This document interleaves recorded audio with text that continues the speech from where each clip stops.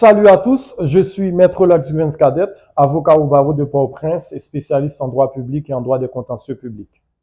Hebdomadairement, je suis amené à commenter un sujet portant sur l'actualité politique ou sur le droit.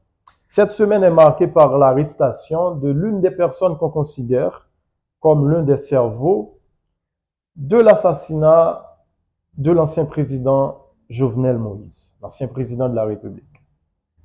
Mais en réalité, j'avais fait une citation après l'assassinat de l'ancien bâtonnier Montferrier d'Orval. En Haïti, nos intellectuels, nos politiciens, nos organisations de droits humains et organisations de la société civile, nos influenceurs, nos personnalités les plus respectueuses, ils ont l'air d'un Martin brésilien, c'est-à-dire sage, gentil, honnête, respecté et respectueux.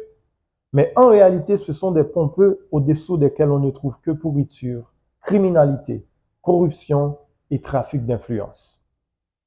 Et c'est pour cela que je dois vous rappeler, après chaque crime, après chaque infraction, après chaque assassinat, il y a toujours une partie de la société civile, du secteur politique, qui cherche à identifier à l'avance les coupables et innocenter une autre catégorie. Je dois vous affirmer et je dois vous rappeler qu'il ne faut surtout pas croire aux déclarations de ces personnes.